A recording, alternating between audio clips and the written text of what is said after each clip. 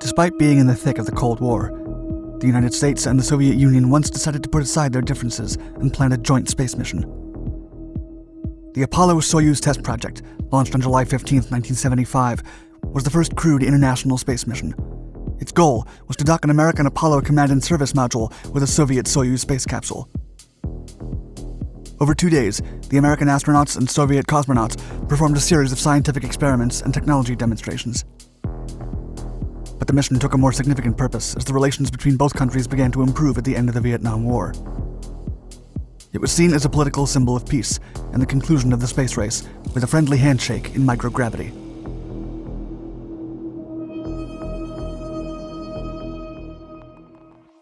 Space race.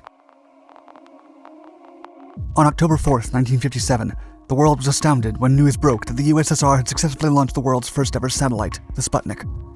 A few months later, America launched its own, the Explorer. This back and forth between the two most powerful nations in the world continued to escalate. A competition to one-up each other in spaceflight had begun. Meanwhile, a détente movement to dilute the strained political relationships between the two countries began to emerge. As far back as the 1950s, representatives from the Soviet Union and America had discussed cooperating in a joint mission while sharing their scientific knowledge. In 1962, President John F. Kennedy began to exchange letters with Soviet Premier Nikita Khrushchev, which led to discussions between NASA Deputy Administrator Hugh Dryden and Soviet scientist Anatoly Blagojevov about the possibility of a joint flight. By October of 1962, amid the Cuban Missile Crisis, the Dryden-Blagojevov Agreement was formalized and presented to the United Nations. The document called for joint cooperation on satellite data exchange, a study on magnetic fields, and joint tracking of the NASA Echo 2 balloon satellite. But after President Kennedy's assassination in 1963 and the removal from office of Soviet Premier Khrushchev the following year, these efforts stalled. Eventually, both countries reignited their competition with each other with a new series of firsts. The Soviet Union put the first woman in space, Valentina Tereshkova, while America took the world by storm with the groundbreaking moon landing in 1969. A new hope. By the 1970s, however, the relationship between America and the Soviet Union began to cool down. With the Apollo spacecraft due to be retired to make way for the Space Shuttle program, a joint space mission became a real possibility once again. In October 1970, Mstislav Keldysh, president of the Soviet Academy of Sciences, responded to a letter by NASA Administrator Thomas O. Paine. It was an invitation to cooperate on a space mission, and the two eventually met to discuss further details. In January 1971, President Richard Nixon's foreign policy advisor Henry Kissinger expressed enthusiastic support for a joint mission with the Soviets in a meeting with NASA's George Low. By 1972, both nations had signed the agreement concerning cooperation in the exploration and use of outer space for peaceful purposes. The agreement planted the seed of what would become the Apollo-Soyuz Test Project, widely regarded as a political act of peace. The spaceship. The objective of the Apollo-Soyuz Test Project, or ASTP, was to dock an American Apollo Command and Service module with a Soviet Soyuz spacecraft. For the attachment of the two unique spacecraft, a docking module was designed by both countries, but built in the United States. The device was a 10-foot-long cylinder with a 5-foot diameter. In addition to docking, the device would also be used as an airlock module between the two ships' different atmospheres. The ASTP mission crew came from different backgrounds. The Apollo spacecraft, which would be the last in the program, was commanded by Tom Stafford. The commander had already flown in the Apollo 10, the second manned mission to orbit the moon. Stafford would be joined by Deke Slayton, a 51-year-old astronaut who had been selected to pilot the Mercury 7 a decade earlier, but was grounded due to health concerns. Rookie Vance Brand would be their command module pilot. The Soyuz crew consisted of 2 men. Alexei Leonov was already famous after being the first man to walk in space aboard the Voskhod 2 in 1955, and Valery Kubasov had already traveled to space aboard the Soyuz 6 in 1969. In the early stages of planning, the 5 men had issues communicating with each other. To fix the problem, the American astronauts learned Russian, and the Soviet cosmonauts learned English. A world of knowledge.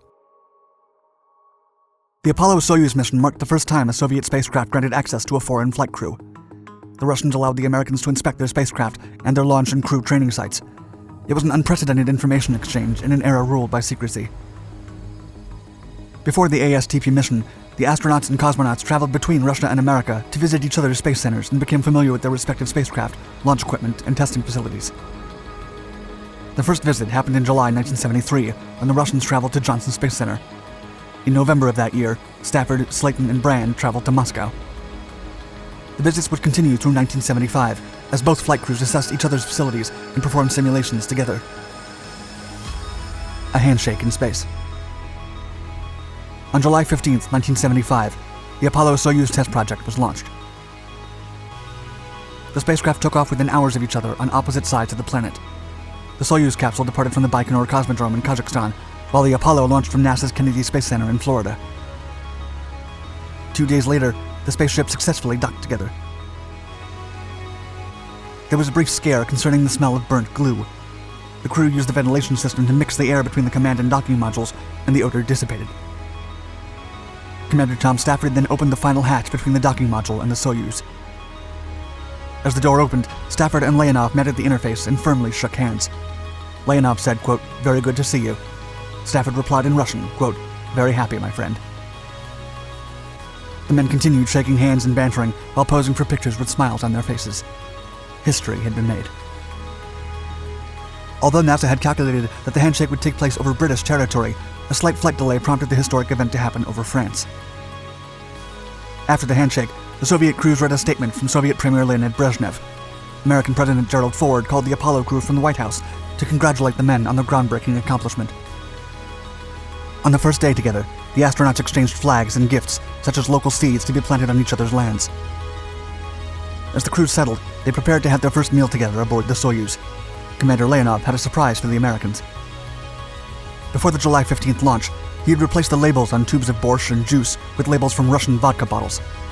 Stafford was quite shocked when Leonov offered them to the crew for a toast before the meal. Leonov also presented Stafford and Slayton with hand-drawn sketches of both that he had rendered during their joint training sessions. Learning each other's languages proved highly useful when conversing inside the joint spacecraft. Because Stafford had a pronounced drawl when speaking his rudimentary Russian, Leonov joked that the Apollo-Soyuz mission's official languages were Russian, English, and Oklahomsky. For 2 days, the men continued to work together, touring each other's spacecraft as well as 5 joint experiments. One of these experiments tested the effects of microgravity on the development of fish eggs.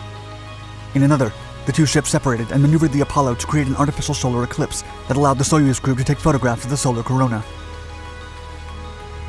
The crews also performed several docking and redocking maneuvers in which both spacecraft reversed their roles, and the Soyuz became the primary ship. Eventually, the spacecraft did go their separate ways.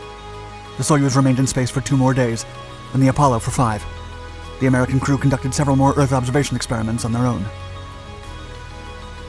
Legacy. After the Apollo-Soyuz mission, some people believed that space exploration would become a joint international effort, while critics predicted that space missions would become more competitive than before.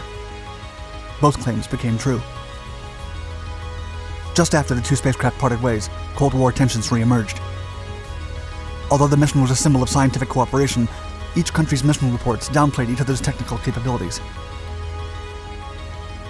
After the Apollo program's last flight, no American astronaut ventured into space until the first Space Shuttle program mission, launched in 1981. Meanwhile, the Soviet Union and then Russia continued to send their Soyuz capsules into space. The program still exists to this day. Although political tensions resurfaced, the two countries collaborated in space missions again in the 1990s. First, it was with the Shuttle Mir program, and then with the International Space Station, where they were joined by Japan, Canada, and the European Union. The American and Soviet commanders who shared the iconic handshake became lifelong friends. Leonov became the godfather of Stafford's children, and Stafford gave a moving eulogy at Leonov's funeral in 2019. One of Stafford's grandchildren was named Alexei. In 1977, a small planet discovered by Soviet astronomer Nikolai Chernik was named 2228 Soyuz Apollo in honor of the groundbreaking mission that is considered to be the end of the space race.